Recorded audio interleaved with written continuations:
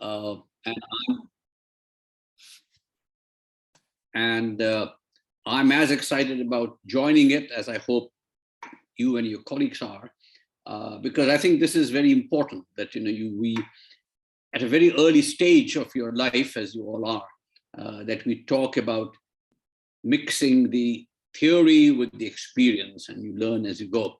Theory is very important, but I think it's also important to sort of mold it in light of the experiences. So I'm delighted to share my thoughts and my experience with all of you. Thank you again. Let me start off by saying right off the bat that leaders are not born. There may be the occasional one. There may be, a leader who is born like a Nelson Mandela or a Gandhi or a Martin Luther King. But even they had to work very hard. I mean, they sort of, went through a lot of suffering, prison, persecution, what have you. So leadership is not something that is just given to you like a crown, that you are coronated. You earn it, and you earn it by hard work. And you really, I think, have to be a follower first before you become a leader. You have to be a good follower. And particularly for youngsters like you, I think the important thing is to know that the leadership is sort of something down the road, but you have to work at it and learn the various sort of tools of the trade as it is. So that's what I'll be talking about. What are the various components as I see it. But I have to also start with some disclosures and some mea culpas. What I'm going to say is not something that I've always done. I've made mistakes. And so therefore it's not as if I did all of them right and the things were perfect. They were not. But what I hope is that what I'm sharing with you are results of my own learning as I went through my life career, and then ending with, as you said, leading a large organization. And I'm sharing them with you all with the hope that at least you will not make the same mistakes I did. You will make your own, and that's fine. But I hope you'll not make the same mistakes.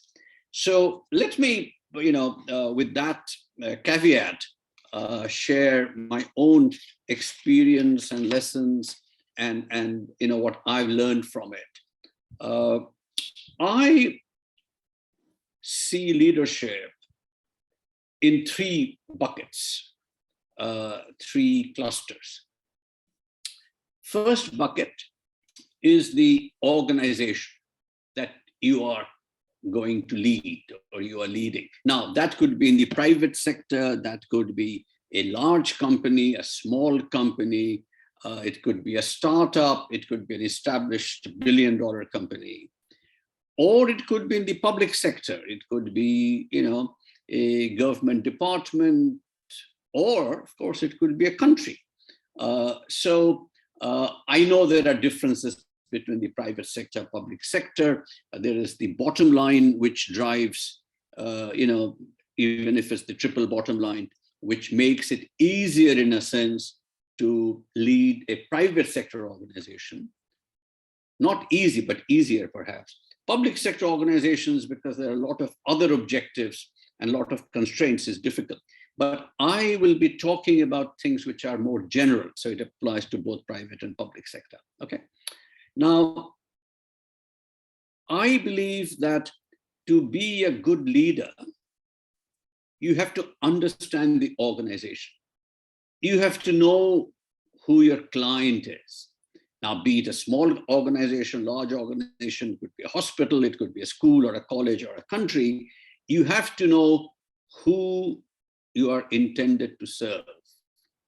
And so in the case of a country, you've got to understand your citizens, you've got to understand your people, In the case of a private sector company, you've got to understand who your market is and who your stakeholders are. So it's important that you have empathy for them. You understand what is it they want, and your job then is to provide that. So in that sense, I have felt that a leader is not really a leader in the sense of being at the top of the pile and just decides what to do and the others just have to accept it. I think in a sense, a leader is a good leader if she is a good follower and she follows the principle of what is it that my clients want? What is it that they need? And you could be a leader of a country, and then you've got to understand the various constituencies of people, various interests, various social groups, the rich and the poor, the men and the women, and the various ethnic groups, etc. And you as a leader, before you can lead, you've got to understand what drives them. What is their aspiration? And that is hard work. And therefore, a fundamental principle of leadership, I have felt, is that you cannot wing it. You can't just sort of say, I'm the leader, I'll just get up one morning and declare 5 principles or 5 laws or 5 rules, and I've got a whole bunch of people who will carry them out. You have to really understand the ethos of the organization, of your clients, of your stakeholders, of your citizens. And then from that understanding of your clients, 2 things. One is, what is it they want? What is it they need? But also, you are not a leader just to serve the status quo. You have to have a vision. And that vision of whether it's your country or an organization will come, first of all, by understanding what your organization is about. Now, for example, I was at the Asian Development Bank, and our mission is to reduce poverty. Okay. Now, that's fine. That's a good objective. But reducing poverty, in a way, is a very narrow objective. You want more than just not being poor. You want to be prosperous, but that prosperity cannot be measured just by income. So it's not just a question of increasing the per capita GDP. That's very important, no question about it. So what is it that you want for your people? You obviously want economic development, but you have to have also social development. You have to have education, you have to have good health. You've got to make sure there is no discrimination. You have to make sure that there's access to justice. You have to make sure that women are not discriminated against, that women are not sort of, treated as second-class citizens, that everybody has the same freedom, same voice, etc., etc. So unless you understand the aspirations of the people, you will not have the empathy for the people. And out of that empathy will come the feeling of what is it that the vision should be. Mahatma Gandhi or Nelson Mandela or Martin Luther King, they instinctively understood the core aspiration of human beings was freedom. Now, there were other things also, but how do you get that freedom? It didn't come easy. I mean, Mahatma Gandhi just didn't go to the British and say, give us freedom and leave.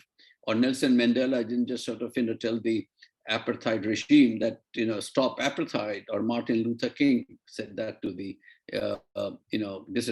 advantaged elites, the white elites. But they had a very clear vision of their goal, and that is because they understood their client. Now, I'm, comparing, I'm trying to make it client in the sense of a private sector, but for a leader of a country, her client, his client is really the people. Okay. So I would say the first bucket for the leader is understanding your organization, understanding the culture of the organization, understanding the ethos of the organization.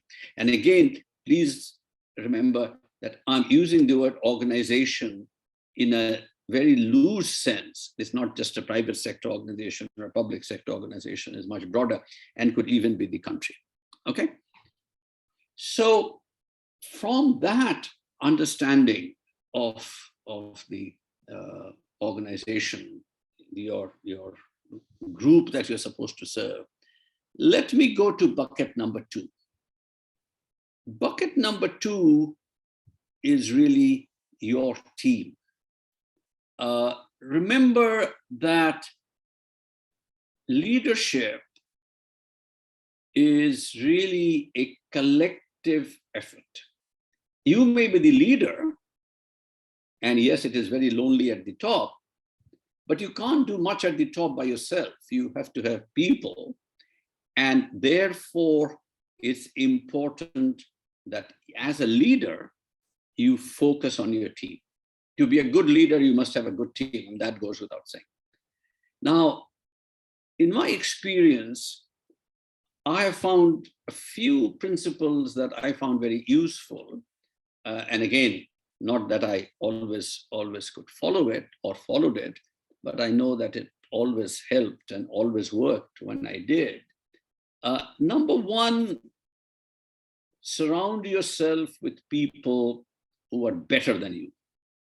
You must have the confidence as a leader to have people who know more than you, who are smarter than you, who are better than you, more capable than you, because that's the only way you will learn. Remember, the core objective or the core criterion of a good leader is that she's a good learner. And who does she learn from? She has to learn from her colleagues, who obviously have to be better than her. Now, a part of that means that a leader must give space to people around him to say no. You don't want yes men around you, because then you'll only be in an echo chamber. And they must have the confidence to tell you what you need to hear, not what you want to hear. Everybody wants to be flattered. I love it when people say, wonderful thought, Mr. Nag, Dr. Nag, that was a brilliant thought, brilliant idea. But if it really wasn't brilliant, then I want to hear it now before I have implemented it. Then, rather than implementing it and making it a disaster, and then my people tell me, I thought it won't work, but I didn't want to tell you because, et cetera, et cetera. So a leader's job, and I found that I spent, quite frankly, more than half my time, if not more, on my team. I wasn't sort of, doing some fancy things, but the time spent in nurturing your team is very important. And this exercise of surrounding yourself with people who are better than you does not have to happen only when you have reached the very top. It can happen at every level of the organization. Be in the company of people who are better than you. Don't be afraid of people who are smarter than you. Learn from them. As a leader, as a good leader, you must give space to your people to disagree with you. And people will pick up signals when they think that, you really don't want to hear a no. And they will then say accordingly. They'll either stay quiet or they'll say, brilliant thought. You don't want that. But what I also used to do is I used to take great effort to have my colleagues, my partners, tell me about the problem, tell me about the weakness in whatever we were doing. But then I said, look, but you also give me some solutions.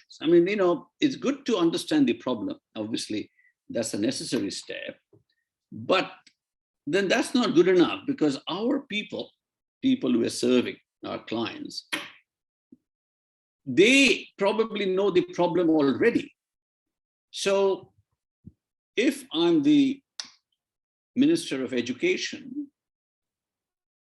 it's important to know what are the challenges in education. The literacy rate is low. We don't have enough schools. We don't have enough teachers. We don't have enough textbooks. But it won't be enough if I just then go and tell the people the same things. They'll say, yeah, sure, we know that. I mean, we're suffering from that. So what will you as a minister do about building more schools? Or what will you do about making textbooks available? Or the right skills being developed, et cetera, et cetera. So at the end of the day, leadership is about finding solutions. And finding solutions to existing problems.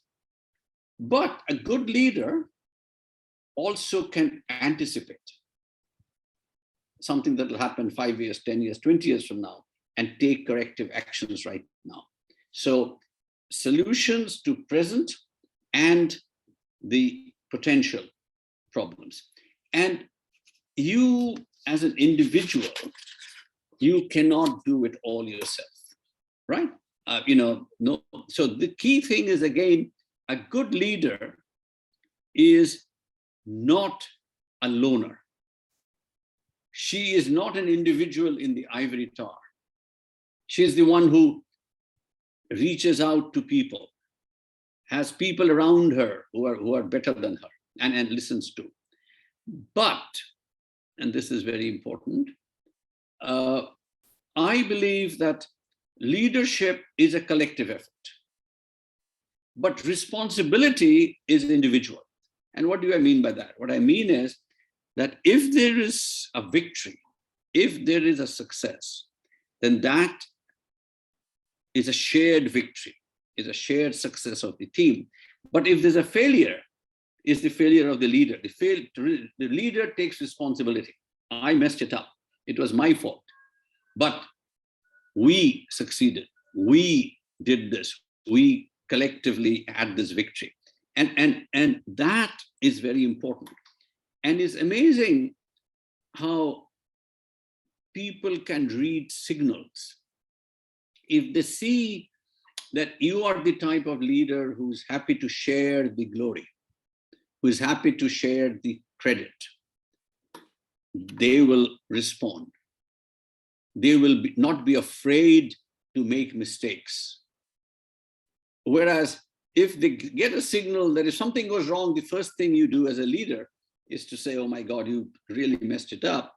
Next time, they will not make any mistake, but that will also probably mean they will not do anything.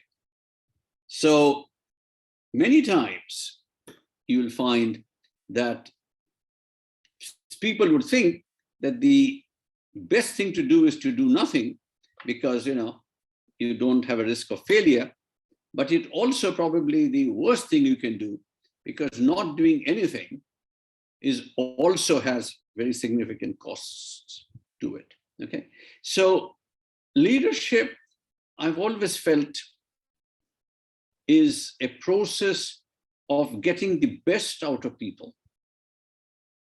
And that can be not your team, but best out of people in general, but more importantly, out of your team, who have the confidence to do their best, try for their best, knowing that you're covering their backs, okay? And that brings me to the third bucket, which is you.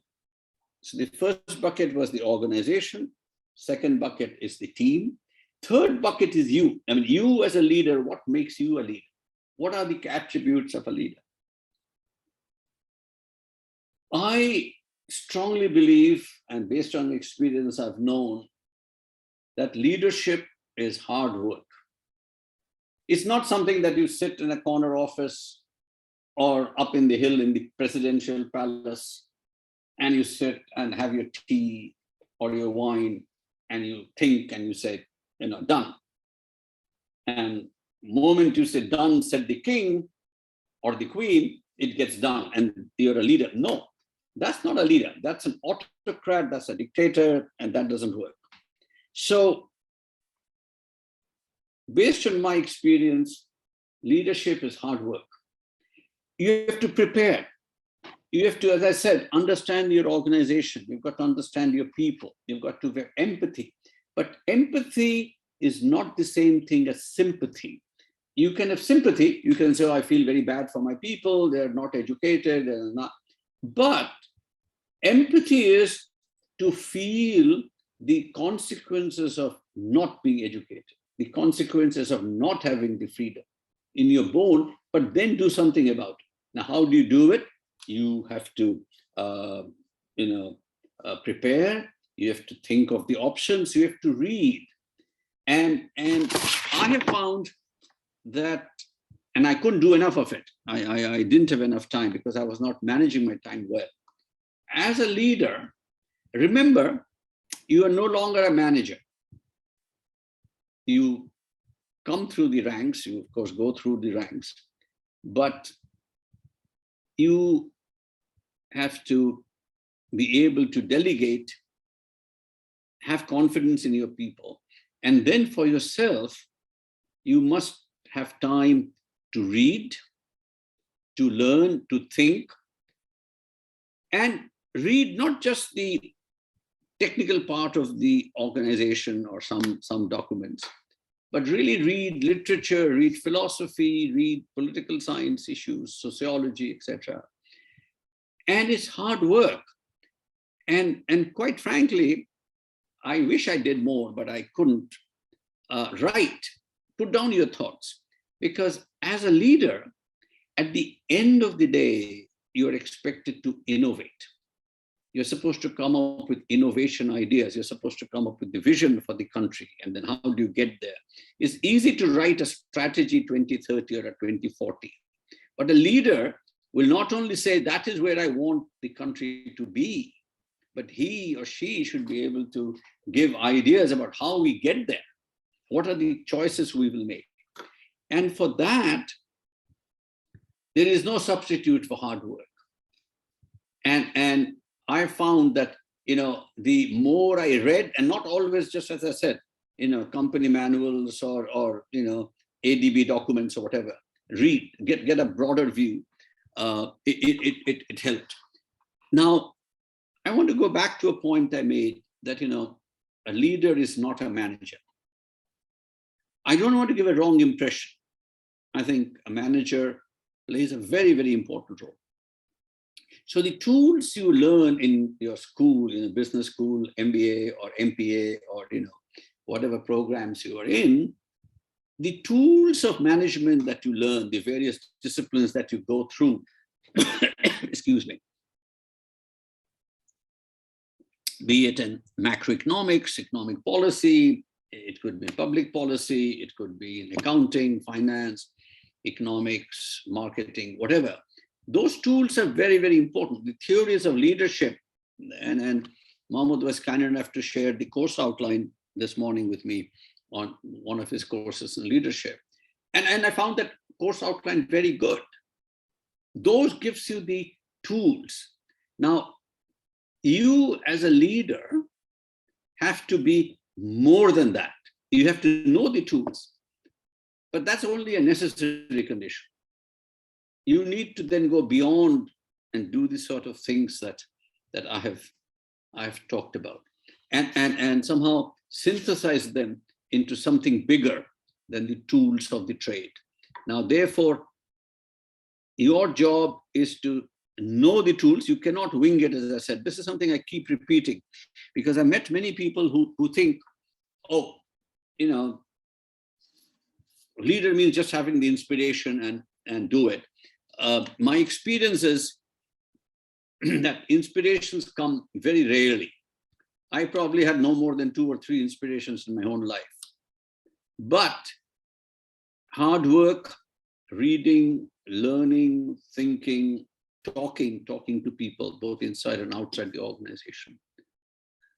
Let me add a point here, and then I move to the next, which is make sure that as a leader, you hear different opinions, even if they're very, very uncomfortable for you. Because it's important that you are not in an echo chamber. It's very, as a leader, the biggest advantage and disadvantage is you can choose the people you surround yourself with. You can choose the people you talk to or don't talk to. And that's dangerous because human beings instinctively, we are comfortable with people of our type. So as an economist, I feel more comfortable talking to an economist, or I talk to an engineer, or I talk to an accountant. But I have to talk to a cross section because that is how you make sure you're getting the ideas coming from a variety.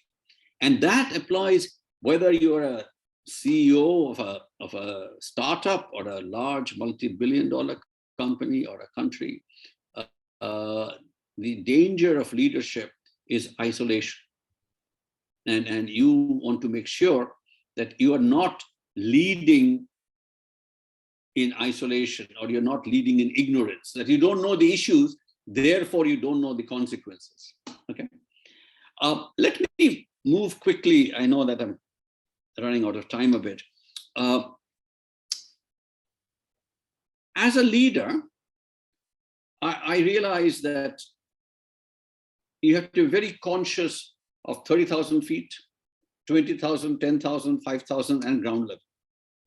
Because at the ground level, and I want to talk about the ground level now, it's all very well to talk about the vision, you talk about the innovation, that's the sort of higher level view. But at the ground level, remember that you're always being watched. There's a great value of symbolism in your words and your action. People can instinctively see whether you're sincere. People can instinctively see whether you are genuine and whether your empathy is genuine. You must feel, and that feeling is very easily picked up by people. People see through hypocrisy very, very quickly. And a leader is one who can express and convey those emotions, those empathy, that respect. And that's very important because as a leader, you are dealing with a very large constituency of people. Now, if it's a country, then it's millions of people. But if it's a small corporation, it's still hundreds or even tens, doesn't matter. But you're dealing with people in what I call a power asymmetry, in the sense that you can talk to them, you can agree with them, you can disagree, you can say or not say. They can't answer you back. They can't sort of say, I disagree with you, or this is all nonsense. But they would have drawn their conclusions and act accordingly. And you as a leader would have lost your moral authority to lead if people don't believe in you, in what you're saying, and your sincerity. Now remember, leadership is not enforceable by force, even though you might have the office, you might be the prime minister, you might be the president, you might be the CEO, but people will respond to you, and you will be able to get people to respond to you only if they believe in you. And that belief will come from your actions or the lack of it, and your words, but so long as they're genuine. You can sort of, and Abraham Lincoln said this very, very correctly, that you can fool some of the people all the time, all the people some of the time, but you can't fool all the people all the time. And that to me, and Abraham Lincoln was a great leader, and that to me was the essence of understanding that as a leader, your authority really is only what I call moral authority. You cannot demand it. It only comes from what people believe about you and are willing to then reciprocate. And so you as a leader have to inspire confidence, and you have to inspire people with the feeling that no matter how bad it looks today, tomorrow there will be sunshine. And that is what Mr. Churchill did very well. And, again, one can always talk about many of his faults, like you can talk about faults in everybody else. But I think Mr. Churchill as a leader, his biggest contribution was that even when Great Britain was under great threat in the Second World War, he could manage to inspire his people and give them confidence by what he said, his words, and his deeds. Okay. So to do this, to be able to convey that sincerity, to be able to convey to people the confidence, I think is very important to be true to yourself. So you have some core values, never compromise on it. And once or twice that I compromised on it, I regretted it. I knew there was something that I was doing or saying was not in line with my own values, but I thought, well, this is the way to go ahead, not in terms of personal go ahead. This is the time to go ahead in terms of the problem we were solving. And it didn't work because anytime that you give the impression that you're not being true, it doesn't work because people don't believe you. So don't move away from whatever your basic values are of truth, of integrity, of honesty. And it's not going to be easy. It's sometimes very easy to sort of, be a bit more flexible, as one would say. But yes, certainly be flexible, but don't compromise ever your integrity. Be true to yourself. Okay. So, Mohammed, let me start to wrap up because I want to have actually more time for questions and answers. That's probably the more interesting part. The lessons that I've learned from my working life, and now, I'm no longer in a leadership position, but I'm using the time to do much more reading and writing. And I now realize how much I've missed and many things that I didn't do because it's also given me time to reflect. And I'll just sum it up in 3 key messages. Leadership is hard work, no substitute for it. Leadership is a lonely process, and therefore make sure that you have lots of people around you, good people, better people, who you give the space to tell you what you need to hear, not want to hear. And the third is be true to yourself. Do, say, act what you genuinely believe in. And sometimes it's going to make it difficult, more difficult, sometimes lonely, more lonely. But that's the way it is. A good leader leads, but remember, at the end of the day, a good leader is also a follower. And you cannot just sort of, lead from the top by saying, follow me. Nobody will follow you, but they'll follow you if they believe in you. Okay. So with that, Mohammed, let me end my own sort of, remarks, and I'll be very happy to take it further through the questions that you and your colleagues may have. Thank you very much. Thank you very much, Professor. Thank you very much for your amazing speech. I really liked the points which you mentioned. Some of them I really experienced myself, including when you say that leadership is finding solutions to the existing, not only existing, but also future problems. And as a leader, we have to familiarize ourselves with the organization first. We have to give space for people to disagree with us. And you also mentioned that leadership is all about hard work, and there is no substitute for this, all of which I personally experienced, and I really appreciate, Professor, to share, to hear this from your own experiences. So now, let me give the floor for audience.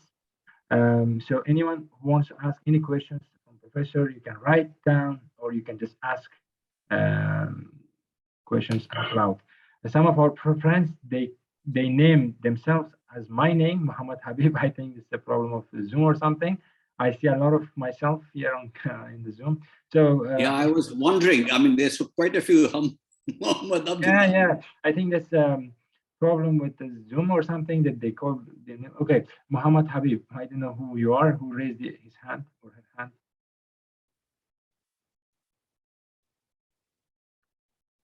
The one who I think the person is muted. Yeah. use from this opportunity to interact with our professor. Our professor has a very good experience of leadership in large organization, and I was hopefully unlucky enough to be his student for one semester. Bakr. Okay, thank you. First of all, hello everyone. Thank you, Professor, for your good kind of webinars. I have a question about leaderships.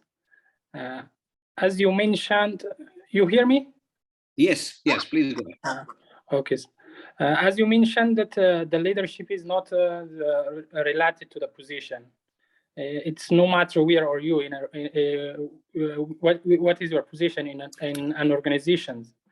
So my question is that if leadership exists among the employees of an organization, and the seniors and CEOs on the organization have no leadership ability, there will not be kind of conflicts or disputes inter-organization? Good question, Mohammed. Good question. Again, probably your name is different, but Bakr. His name is Bakr, Professor.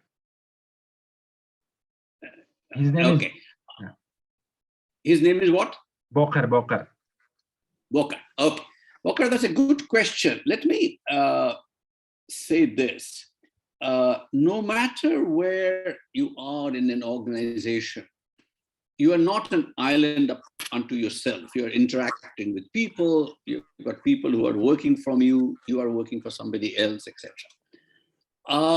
So I feel that at each level, there has to be leadership. There has to be motivation of people, who are working for you, or even your colleagues. And your bosses need to hear from you what you think they need to hear rather than want to hear. Now, you raise a very important point. If the CEO is not a good leader, or forget the CEO, if your boss is not a good leader, then Yes. you have a bit of an accident. And that's a challenge because I feel that there is nothing worse than working for an insecure boss who sort of is afraid and doesn't get good people around him or her. And as a matter of fact, weeds out the people who are more competent. That's why some organizations do very well and they become successful, and they are what I call learning organizations. Some don't. Yes, you're right, it could cause conflicts, but I hope then that people above would see that. They'll see that there are people in between who are a roadblock and take care of it. And if it's the CEO himself or herself, then the board. But you have raised a very relevant point. And again, I think, one just hopes that the institution resolves it. But otherwise, you have a conflict which, and there's a power asymmetry because the boss has more power than the people working below her, and can obviously, for a while at least, stop the process or impede the process. But that's part of the institutional growth. Thank you very much, Professor. Thank you very much, Bakr, for asking the question. So now, Musawar, the person told me his name. Musawar, you can ask your question now. Hello, everybody. Can you hear me? Yes, indeed. Thank you, Mustafa. Please go ahead. Okay, first of all, I just want to wish you a good day, and I hope everybody's doing well. And thanks, Mr. Rajat and Mr. Muhammad Habib Abdullah for this session. Well, my question is, well, actually, how can we, you talked very talked about how to be a good leader and how to follow some rules and methods. But actually, uh, uh, I just want to know the easiest way to become a fair leader. And by the way, when sometimes talk to some of my friends, but I don't feel like I'm being a good leader. Actually, sometimes leading my perspective or the way I talk to people, it just leads to a confusion.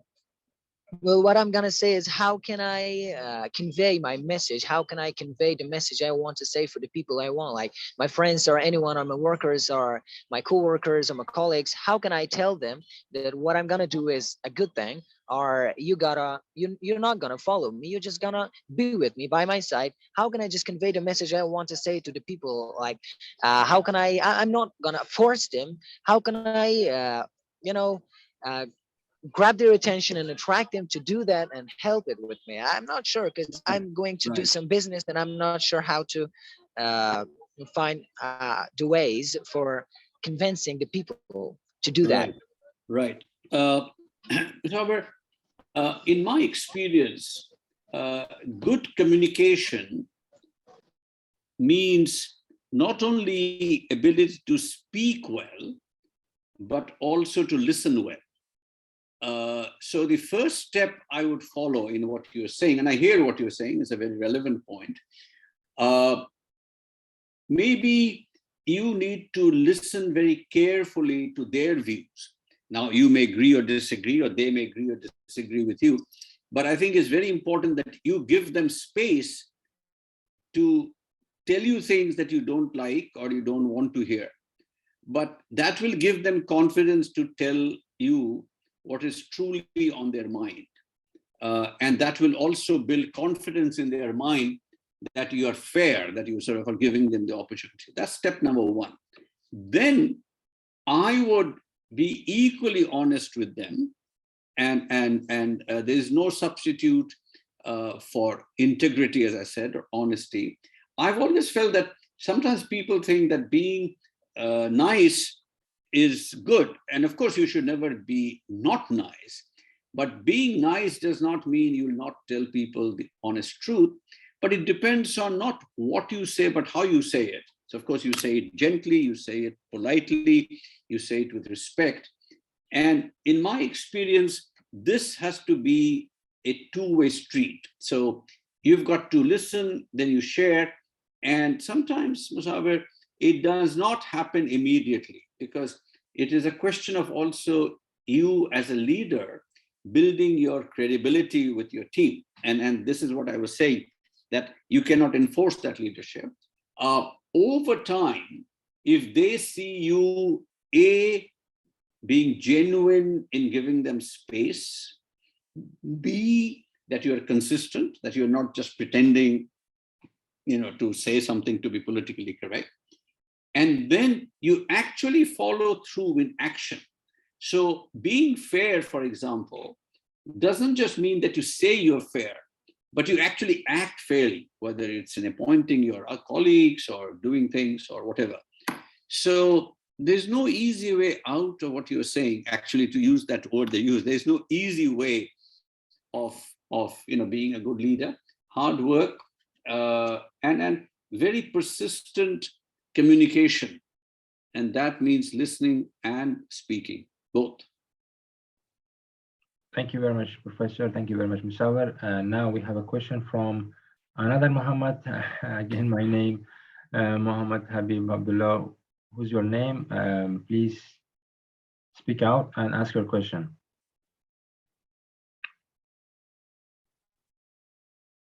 The one who raised your hand, please ask your question.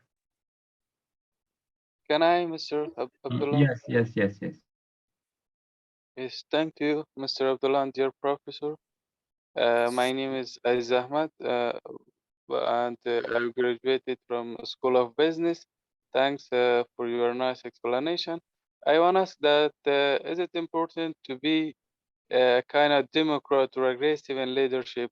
As we know, all the successful leaders in all over the world, they are kind of democrats, or they're kind of, we can say, aggressive. They are not kind. They don't care about feeling of the people.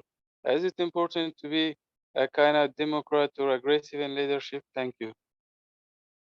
Okay, I couldn't hear you clearly, but let me say what I understood and then I'll answer your question. So you're asking that, does a good leader have to be democratic? Is that correct? Yes, dear professor, yes. Okay. Very short answer to that is yes. I strongly believe that leadership, as I've been saying in my lecture, cannot be autocratic. Now, sometimes people would say, oh, autocratic leadership is good because, then there's discipline and the leader can, get done. But that, in my experience, is temporary. Leadership, meaningful leadership, only happens when you can carry people with you, because you can't do it all. You can't sit in the palace and just declare, this is what we'll do, and then have somebody carrying it out, sometimes by force. And even if it works for a little while, it's not sustainable. So yes, I strongly believe in the democratic form of leadership. Now, democratic form of leadership does not mean weak leadership. Does not mean that you keep listening to people and then sort of, dilly-dally and say, oh, what can I say, on the one hand and on the other hand. Democratic leadership to me means you give the space for others to say what they feel, but then make it very clear that once a decision is taken, and you obviously have got, that's what you're the leader for, that's why you're paid for, then you expect everybody to fall in line. And I used to make it very clear to my team that I'll take responsibility for any failure. The success will be everybody's and theirs particularly, not mine. But you also have to make it clear that democratic leadership does not mean indecisiveness, does not mean, that you will just sit back and let people sort of give totally opposite views and then you throw up your hands. The political process in India, for example, is very chaotic just because there are so many voices, so many views. But I think a prime minister or a leader has to hear all those voices and then make a decision and then implement it. And then I think people have to accept that's why he or she is the prime minister and follow. But to answer your question in the negative, dictatorial leadership does not work. Autocratic leadership doesn't work. And yes, around the world, you see evidence of autocracy. But I personally don't feel that they're sustainable in the long run.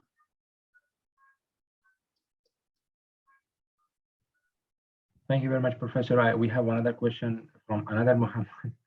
Thanks, dear Professor, for comprehensive presentation. Thanks, Habib, for organizing such a... My question is that, what do you think about the theory leaders are born, not made? Do you agree? Thanks. No, I don't agree. I have yet to see what's called a born leader.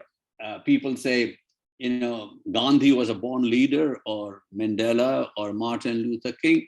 I don't think so. I mean, they obviously were made of some very great values, but they all worked very, very hard. They went to prison. They were very badly treated by their captors. But remember, they never gave up on their basic integrity. They didn't compromise, and nonviolence was one. I mean, Gandhi or Mandela or Martin Luther King never compromised on the principle of nonviolence, and they won.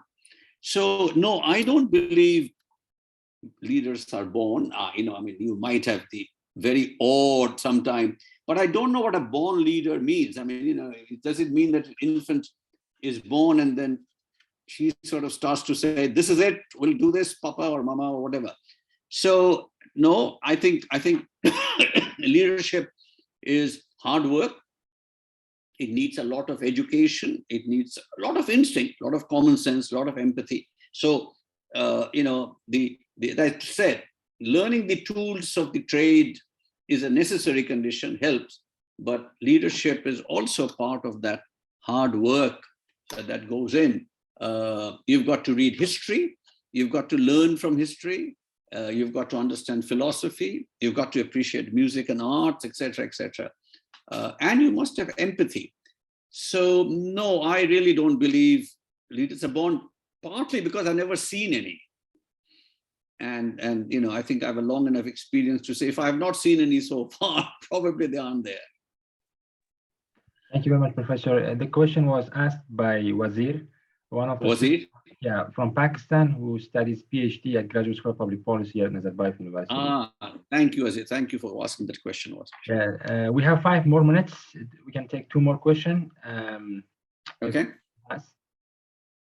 I personally have a question, Professor. You mentioned Please. that we have to, as a leader, we have to have this ability to inspire confidence in the people, and also to carry people with us, to not just sit in the palace and then order something.